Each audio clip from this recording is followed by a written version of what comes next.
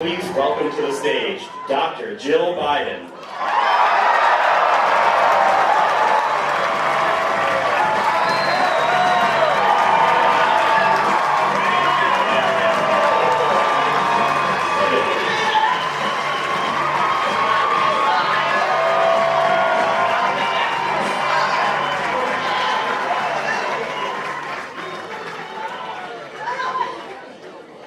I'm so excited to be here today in Pittsburgh.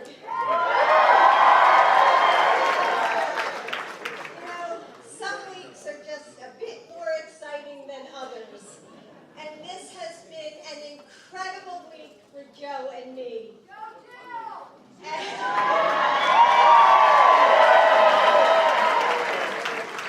As you know, last Thursday, my husband announced that he was running for President of the United States.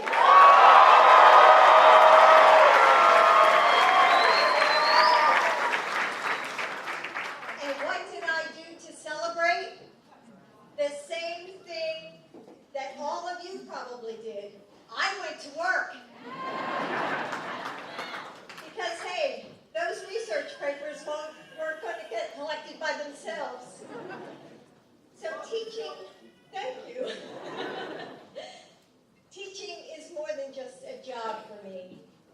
It's a calling. And can I ask how many teachers are in the audience today? I can see by your shirts now that I see them. I know a lot of you teachers feel the same way. Our students give us so much. They keep us grounded and inspire us. Most of my students at Northern Virginia Community College are the first ones in their family to pursue an education.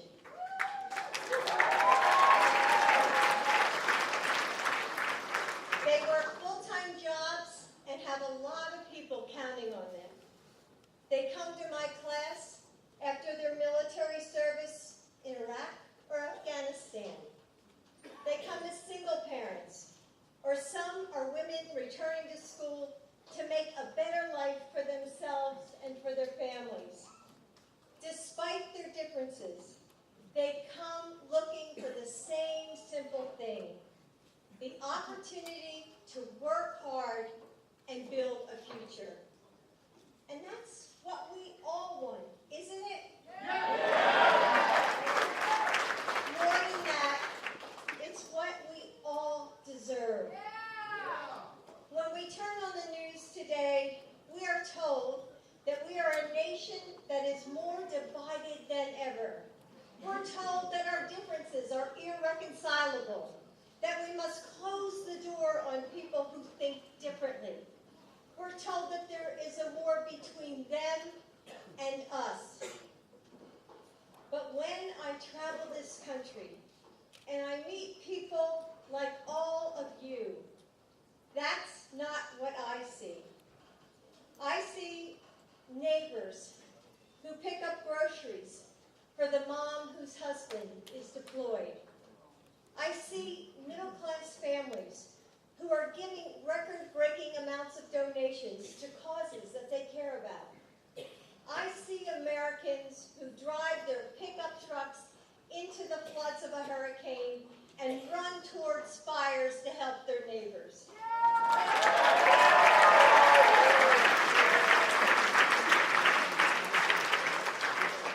I see people speaking out against bullying, bigotry, and racism.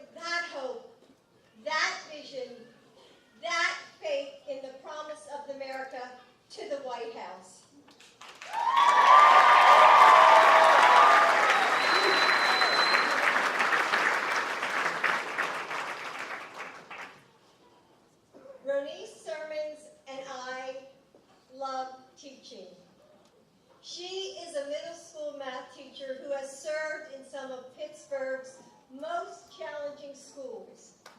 She is a proud member of the Pittsburgh Federation of Teachers.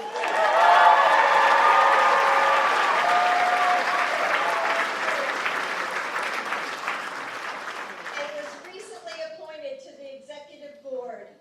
She's a mom of 5 children and a surrogate mom to many of her students and her colleagues alike.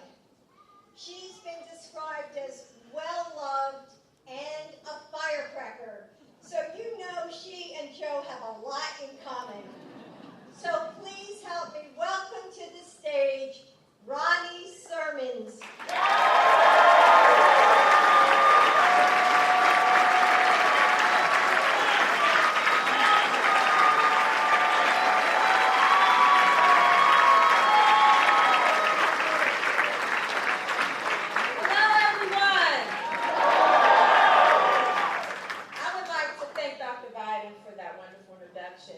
And for giving me the opportunity to introduce our special guest.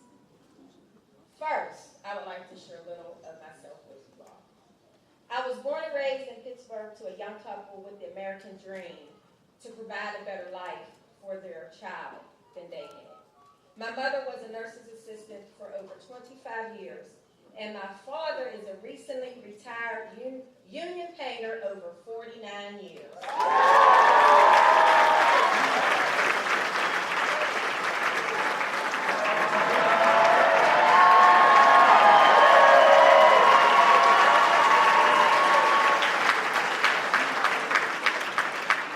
The reason I speak of the work they did is because they were hardworking, middle-class African Americans who grew up with low income and little money.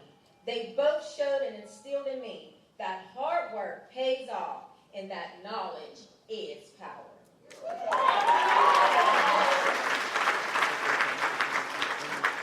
I was raised on that proverb, it takes a village to raise a child.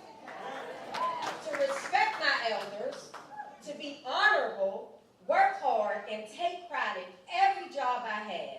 Become a productive citizen in the world, and to always honor God. I went to Pittsburgh Public Schools, where I now teach today. I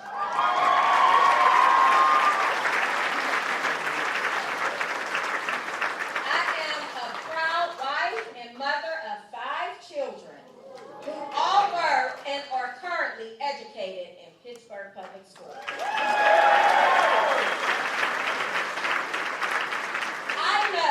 That my task as a teacher and a mother is that I am not raising children, but future adults.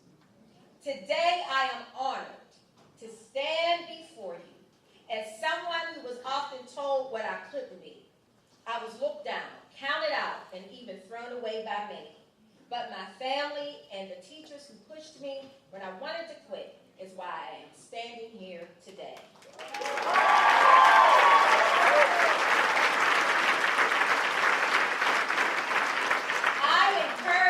Children to be better than me and soar higher than me. I want them to know that in life, it's not how you start, but how you finish. We need a president who will bring back the words of the Pledge of Allegiance and to the republic for which it stands, one nation, under God, indivisible, with liberty and justice for all.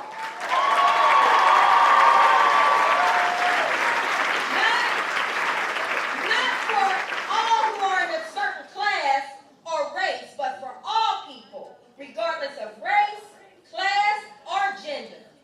We must have a leader that has a vision, experience, and integrity.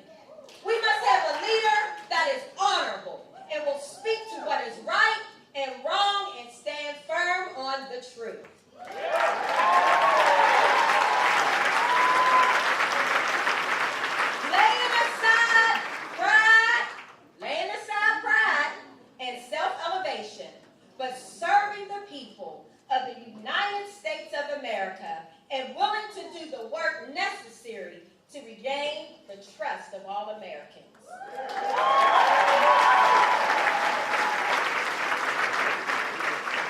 We must come together and build each other up and not tear each other down.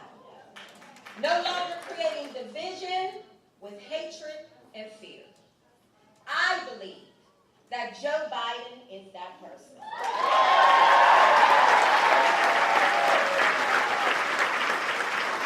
Joe Biden is from Pennsylvania and comes from a working class family.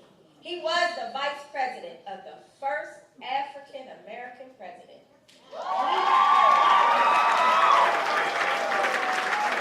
He is history. He still has work to do and build on the work that he and President Obama began. It is my honor and pleasure to introduce Vice President Joe Biden, the next president of the United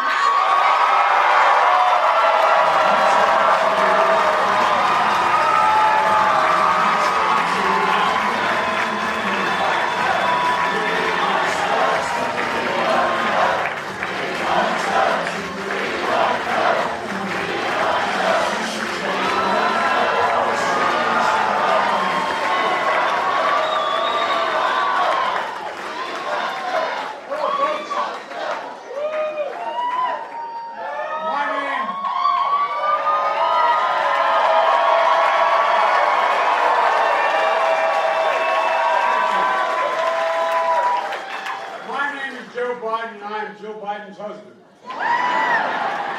That's how I'm known back home. That's how I'm known most places. Thank you, Renise. And before I begin, what I want to do is I want to take a moment, quite frankly, to reflect on something that happened here in the state not long ago. Matter of fact, very recently. And it reflects on the anti-Semitic attack that took place this weekend in Poway Synagogue in California. 1 dead, 3 injured. But folks, we saw hate in Charlottesville. We saw it again in Pittsburgh at the Tree of Life Synagogue, and the attack of the deadliest in American history on a Jewish community. And we're reminded again that we are in a battle. We are in a battle for America's soul. I really believe that. We have to restore it. So folks, I want to thank Rich Fitzgerald, the county executive, Allegheny County executive, for being here, and Mayor Nesby, the city of Duquesne, is here as well. I'm here somewhere, Mayor. I got to see it.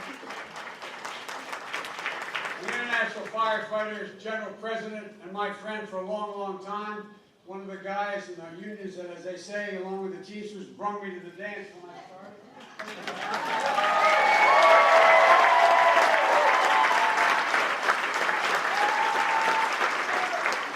For your endorsement. And Kevin Schmidt, President of Teamsters Local here, thanks for the use of the house. I appreciate it. The President of Firefighters, Dave, where are you? The Pennsylvania Firefighters. Dave, thank you very much. And also a real union that helped me in the very, very beginning of my career, and I have a great respect for the United Steelworkers. Bobby, and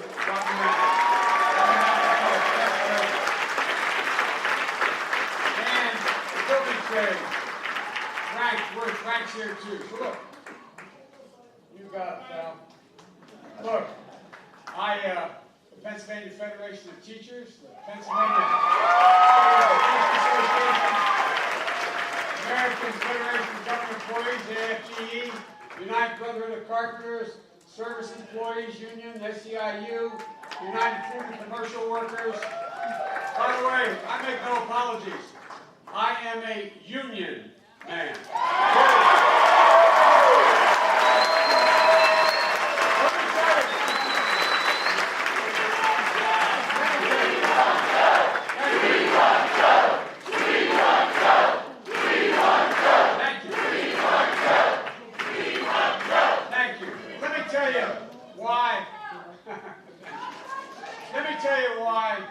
I chose Pittsburgh to begin this effort.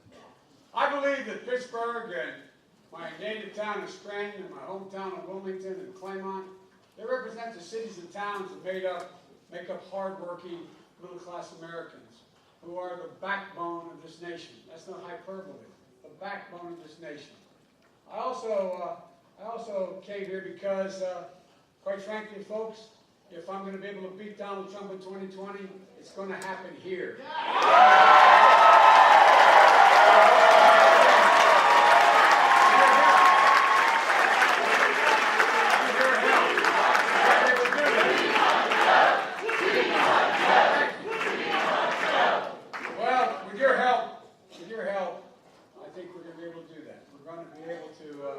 Do it in Pennsylvania, western Pennsylvania, northeast Pennsylvania, places where a little lately we've had a little bit of a struggle. But the truth of the matter is, I think we're coming back. So please go to joebiden.com and sign up and join our campaign. We need your help. We need your help. There are three basic reasons why I'm running for President of the United States. The first is to restore the soul of the nation. And the second is to rebuild the backbone of this nation. And the third is to unify this nation. We always do better when we act as one America. Today I want to speak about the second of these three, and that's rebuilding the backbone of America. And that is, we have time, all my time in public life since I've gotten involved, I've been referred to as middle-class Joe. It's not always meant as a compliment. It's usually that I'm not sophisticated. That's why I'm middle-class Joe. But the fact of the matter is, I'm awfully sophisticated about why, how, and who built this country. Let me say this simply and clearly, and I mean this. The country wasn't built by Wall Street bankers, CEOs, and hedge fund managers. It was built by you. It was built by the great American middle class.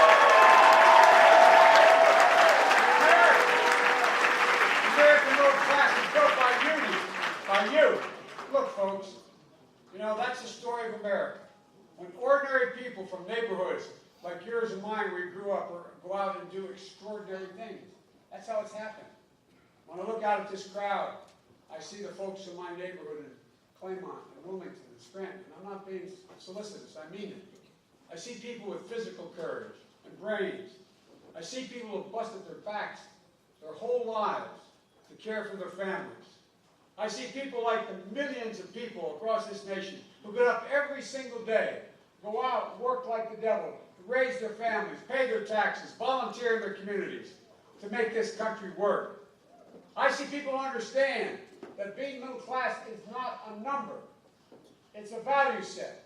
It's being able to send your kid to a park where you know they're at home safe. It's being able to own your own home and not just have to rent it. It's being able to send your kid to a good school, and if they do well, they can go beyond high school, to trade school or college or beyond. It's about being able to take care of your geriatric mom when your dad passes, and hope your children never have to take care of you because you've earned a solid and decent retirement.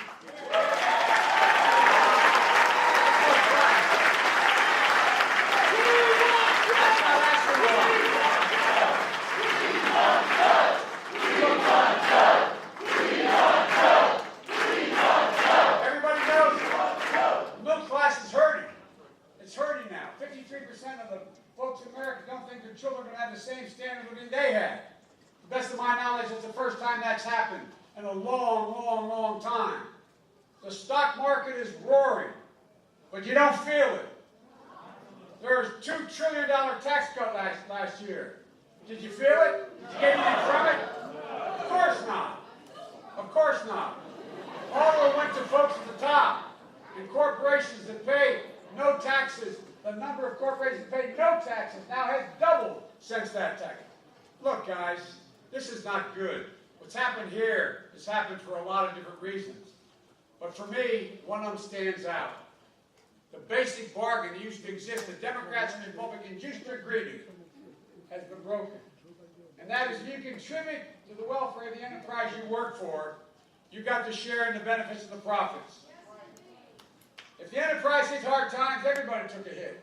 Up and down the line, from the secretary to the CEO. But that bargain's been broken. Now the only people benefiting when a company does well are the CEOs and the shareholders, the people at the top. The only people that get hurt when a company gets hit by hard times are workers. It's a one-way street these days. Just look around. GM. I worked like the devil to see to that GM stayed alive in the White House. Union workers, the UAW took incredible cuts in their future and their pensions and the left to get GM working, to keep it alive. The taxpayers bailed them out. They paid it back and paid it back that with interest. But what happened? Were the CEOs and the executives the ones that did quite well. And the second they hit hard times, what'd they do? They closed plants.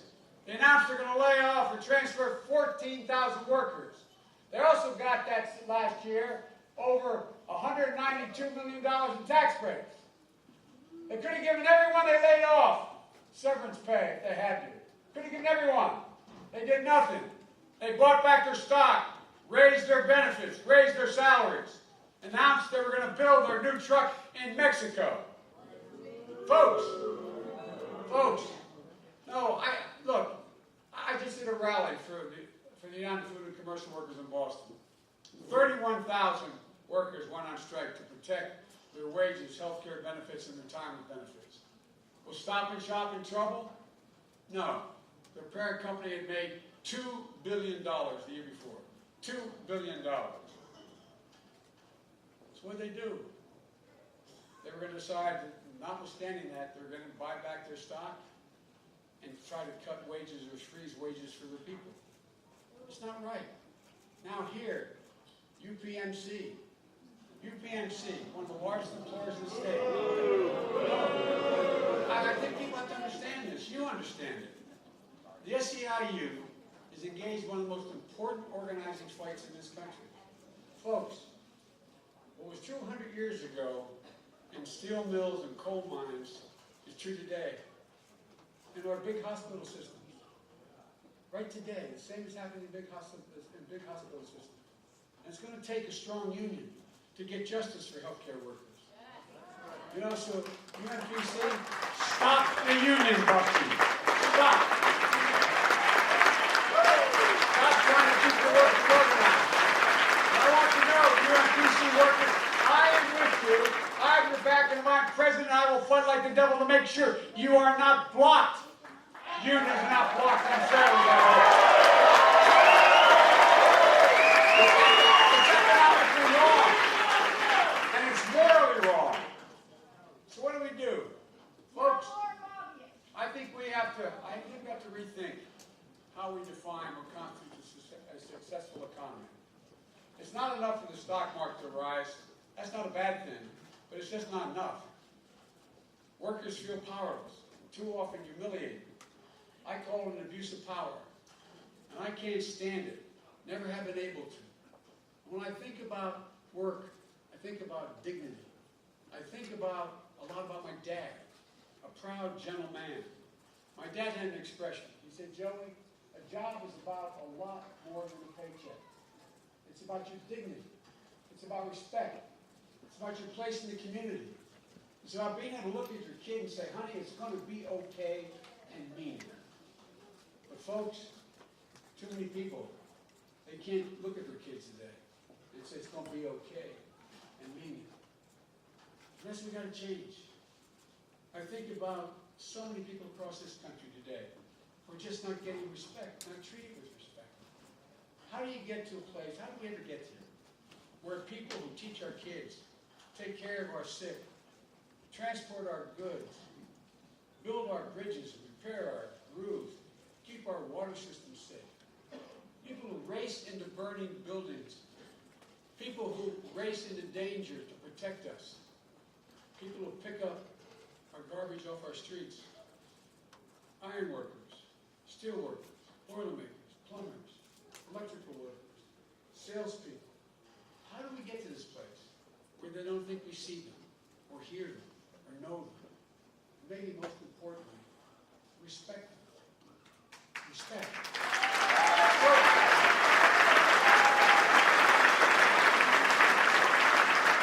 I think the question today is,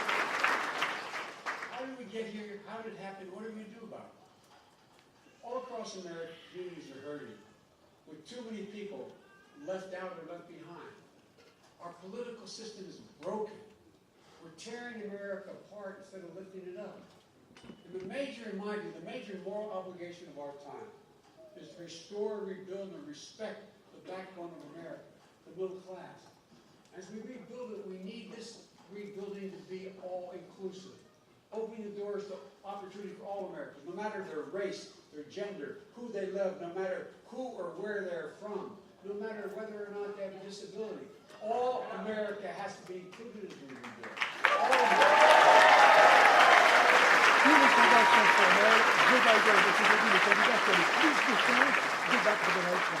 I guarantee you, this is, remain, and will be my measure of what constitutes economic success.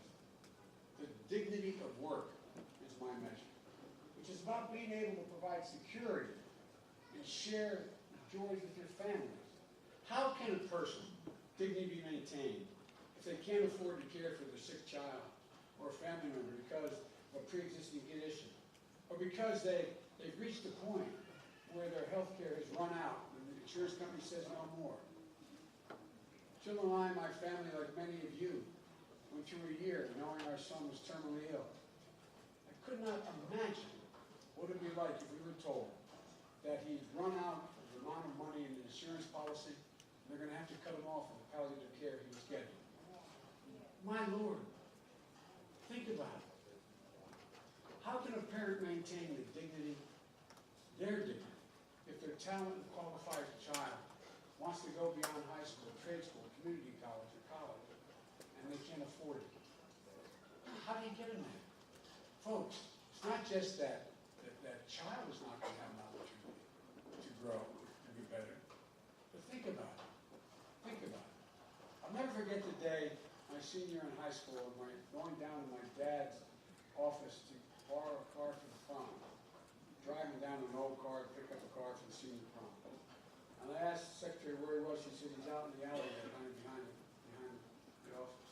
And I walked out, my dad, who was a gentle, decent man, was pacing back and forth. It was absolutely guaranteed a true story. I walked in and he said, "Joey, I'm sorry. I'm so sorry." And I thought, my God, what happened? If something happened to Mom or my brothers or sisters before cell phones? I said, "What's the matter, Dad?" He said, "I went to the bank to try to borrow money to help me get to school, but they won't lend it to me. I'm so ashamed." How many people in America today are in that situation? Hard-working, decent people, because the cost of education is skyrocketing so badly, and access is so difficult. Folks, dignity. Immanuel Kant, the philosopher, said dignity, the definition of dignity, is that people should never be treated as a means to an end, but an end in themselves. That's how today's corporate culture works. CEOs in this administration see it a different way. They see workers as just a means to an end, not the end in themselves. Look at the record. They treat their employees in a way that it's only about how can they maximize the profit, not how can they maximize the circumstance for the employees and help them build the operation. They're squeezing the life out of workers. You know, when you look under the hood of the labor market, you see how tough it is for workers to negotiate. I don't have to tell you union folks that. You see how companies have become so adept at squeezing every last penny out of their payroll. How good they've become at tilting the scales in their favor. But it's not only making it harder and harder to meet our basic needs, they're doing it across the board. Not only stripping away unions' rights to negotiate, but your personal dignity. Just take a look. Not only going after labor and unions to try to take away and diminish the right to bargain, but going after individuals, all to suppress their wages. Do you realize that why on earth would a sandwich worker, an hourly worker making sandwiches, have to sign a non-compete clause? Promise I will not compete with this already, because, and I know we laugh about it, but here's the deal, guys. They can't go across town to another sandwich place and get a 15-cent raise if they could. They can't even advertise themselves. They can't move because, why? All to suppress wages. all to suppress wages. You've seen these agreements at least once during the career, 40 million, or excuse me, 40% of them. It's wrong. It's immoral. And it should be made illegal in the states where they try to do it.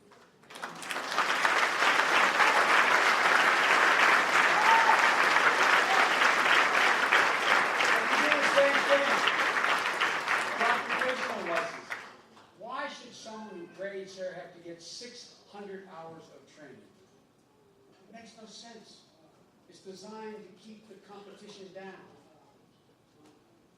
Look, folks, you can't just transfer your licenses across one state to another. They're making it harder and harder in a whole range of professions, all to keep competition down. Why should we get rid of these unnecessary hoops out there? Because we have to restore America's ability, and individuals Americans, to be able to fight for their own dignity. You know, we should stop companies from classifying low-wage workers as managers. You see it all the time. We try in our administration. Why do they do that? So they don't have to pay overtime. It cost more than 4 million workers last year, $1.2 billion in lost overtime pay. Reclassification. And by the way, speaking of overtime, it's well past time that the minimum wage nationally be a minimum of $15.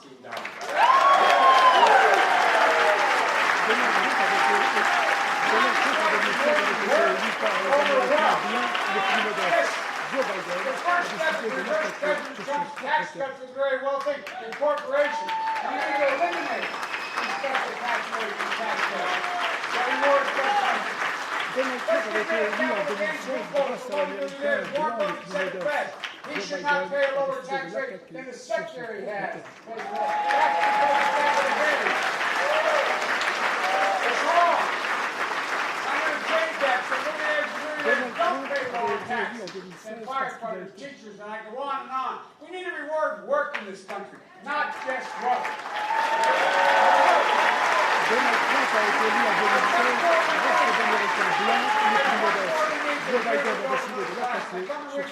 A great deal more detail about this, but you've been standing too long. Look, it starts with access to affordable education so that everyone can get the skills they need.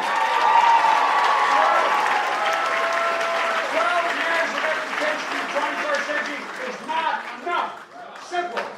It's got to be affordable. 65 of every 100 jobs today require training beyond high school. 65 of them every 100. But what? We have to make it post-secondary education. Make training affordable. Make sure employees and the economy works. Not just for the wealthy folks, not just for people who get to 4-year college degrees, but those who compete for job training and trades and programs. Look, guys, we can do all this.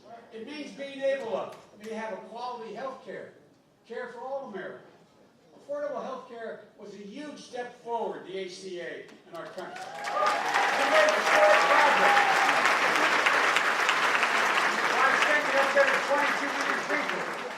Americans who didn't have it before now have it, 22 million. We have to stop this administration's effort to gut it first, and then we have to move on and finish the job. And make health care a right. Health care is a right, not a privilege. Everybody should have peace of mind they deserve. Whether you're coming in through your employer or on your own or not, you all should have a choice to be able to buy into a public option plan for Medicare. Your choice. If the insurance companies are doing the right thing by you, should have another choice. It means rebuilding America's clean, renewable energy, cleaner, safer, faster,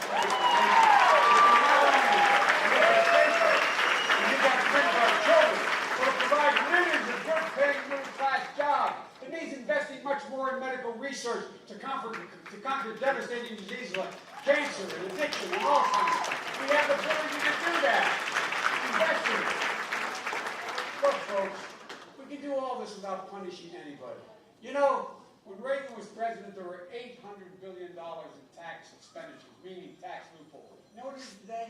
It's over $1,600,000,000,000. We could send everyone in America to a community college for free. 6 million folks. 6 million folks more. But you know one thing?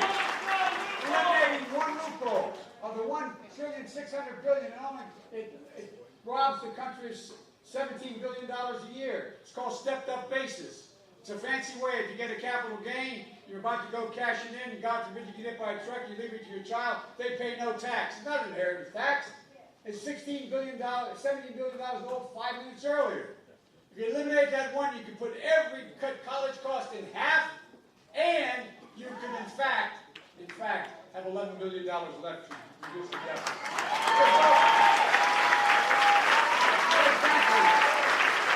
Only thing stands in our way is our broken political system that's deliberately being undermined by our president to continue to abuse the power of the office. Donald Trump is the only president who's decided not to represent the whole country. The president has his base. We need a president who works for all Americans. And we can prove it.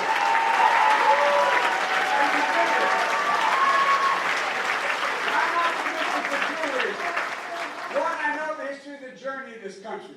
When ordinary Americans like my family are given an even chance, just an even chance, they do extraordinary things. They have never, ever, ever let the country down.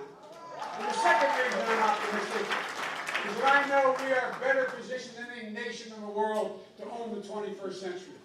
We not only have the strongest military in the world, we have the most productive workers in the world, 3 times as productive workers in Asia. North American energy makes us independent. The U.S. has more great research universities where all these major breakthroughs come from than all the rest of the world combined. No other nation in the world can match us. We can bring and be a positive force for everyone. Folks, nothing's beyond our capacity. The only thing that can tear America apart is America itself. But folks, everybody knows who Donald Trump is. And I believe and hope they know who we are. We have to let them know who we are. We Democrats and we independents who have the same view have to choose hope over fear, unity over division, and maybe most importantly, truth over lies.